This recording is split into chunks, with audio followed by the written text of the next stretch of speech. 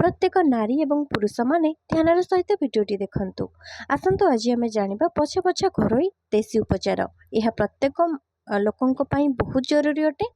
धैर्यर सहित संपूर्ण भिडियोटी की देखि नियंतु। आसंतु जानिबा टिप्स नंबर 1। सकाळे खाली पेटरे हळदी पानी पीवा द्वारा रक्त शुद्ध होइथाए, जहाँकि त्वचा को चमकाई थाए। ता सहित पेट सफा मध्य होइथाए। नेक्स्ट, ब्रेस्ट कैंसर रो मुक्ति पाइबा पई हेले शरीरर मोटापण आउ अधिक ओजन ह्रास करंतु।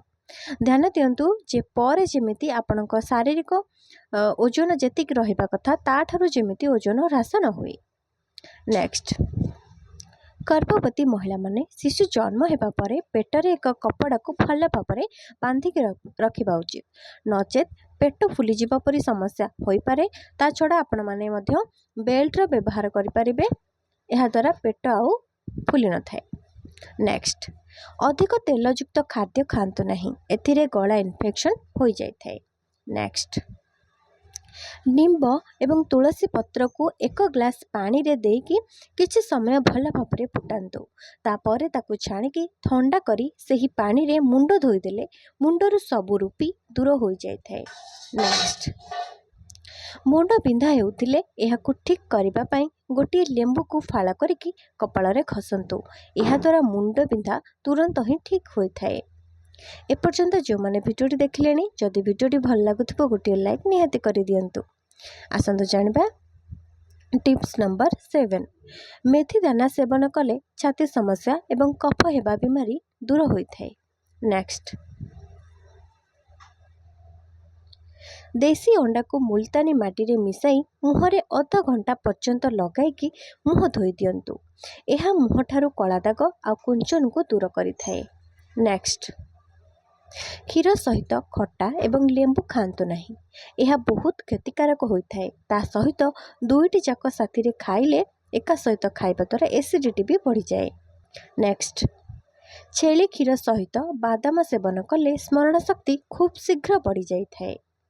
नेक्स्ट, मेथी दाना को नड़िया तेल रे फुटाई सही तेल को ठंडा करी बोतल रे स्टोर करके रखंतु। एक टाइट कंटेनर व्यवहार करंतु। एही तेल चुटी रे लगाइबा द्वारा चुटी शीघ्र बढ़ी जाई थाए।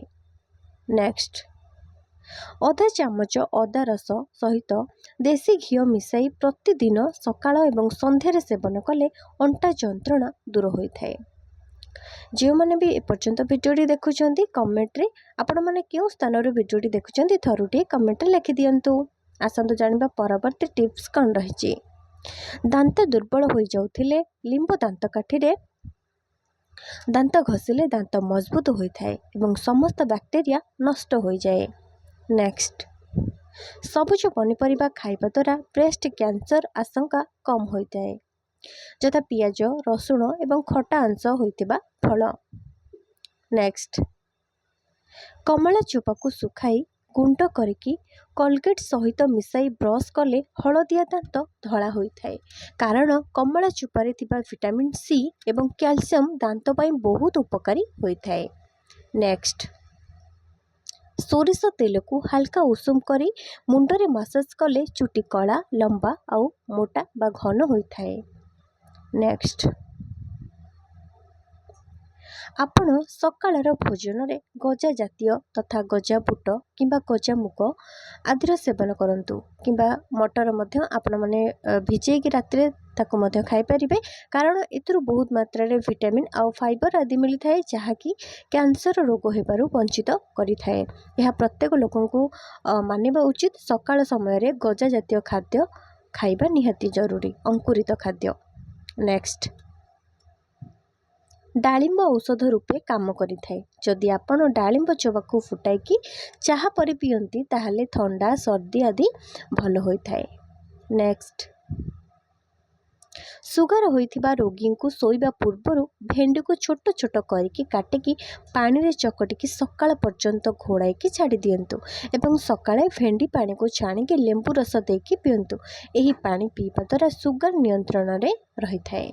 नेक्स्ट, पियाज को पेस्ट करिकी तार रस एवं से डेटल मिसाई घरर चारिआडे स्प्रे कर दियंतु। देखिबे मशा माछी सही स्थान को आउ आसीबे नहीं। नेक्स्ट, ଜ୍ୱର, ଝାଡ଼ା, ବାନ୍ତି ଏବଂ ଗ୍ୟାଷ୍ଟ୍ରିକ୍ ଇତ୍ୟାଦି ରୋଗ ପାଇଁ ଅଧିକରୁ ଅଧିକ ପାଣି ପିଇବା ଉଚିତ। ଏହି ସମସ୍ୟା ଦେଖାଦେଲେ ପାଣିରେ ORS ପକାଇ ପିଇବା ସ୍ୱାସ୍ଥ୍ୟ ପାଇଁ ଲାଭଦାୟକ ହୋଇଥାଏ। ନେକ୍ସଟ, ଅଙ୍ଗୁରକୁ ଲୁଣ ସହିତ ଖାଇଲେ ଫୁସଫୁସ୍ କ୍ୟାନ୍ସର ହେବାର ସମ୍ଭାବନା କମ୍ ଥାଏ। ନେକ୍ସଟ, ଯେଉଁମାନେ ଗାଈ କ୍ଷୀର ସେବନ କରିବାକୁ ପସନ୍ଦ କରନ୍ତି ନାହିଁ ସେମାନେ ବନ୍ଧାକୋବି ନିଶ୍ଚିନ୍ତ ଖାଆନ୍ତୁ। ଗାଈ କ୍ଷୀରରେ ଯେତିକି ପରିମାଣରେ କ୍ୟାଲସିୟମ୍ ମିଳିଥାଏ ବନ୍ଧାକୋବିରୁ ମଧ୍ୟ ସେତିକି କ୍ୟାଲସିୟମ୍ ମିଳିଥାଏ। ନେକ୍ସଟ, ତମ୍ବା ପାତ୍ର ଏବଂ ମାଟିରେ ତିଆରି ହୋଇଥିବା ମାଠିଆରୁ ପାଣି ପିଇବା ସ୍ୱାସ୍ଥ୍ୟ ପାଇଁ ଲାଭଦାୟକ ହୋଇଥାଏ।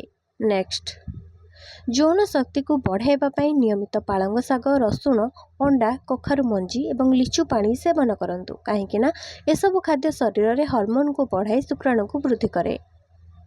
ନେକ୍ସଟ, ଏପର୍ଯ୍ୟନ୍ତ ଭିଡ଼ିଓଟି ଯେଉଁମାନେ ଦେଖୁଛନ୍ତି ସମସ୍ତଙ୍କୁ ବହୁତ ଧନ୍ୟବାଦ। ଯଦି ଭିଡ଼ିଓଟି ଭଲ ଲାଗୁଥିବ ଲାଇକ୍ ଟିକେ କରିକି ଯାଆନ୍ତୁ। ଆସନ୍ତୁ ଜାଣିବା ପରବର୍ତ୍ତୀ ଟିପ୍ସ କ'ଣ ରହିଛି।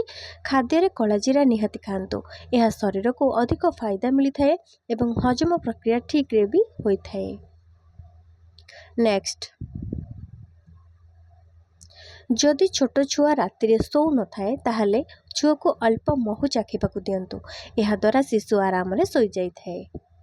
ନେକ୍ସଟ, ଅଧିକ ଗରମ ଖାଦ୍ୟ ଖାଇବା ଉଚିତ ନୁହେଁ। ସବୁବେଳେ ହାଲକା ଉଷୁମ ଖାଦ୍ୟ ଖାଆନ୍ତୁ, ନଚେତ୍ ଏହା ହାର୍ଟକୁ କ୍ଷତି ପହଞ୍ଚାଇଥାଏ।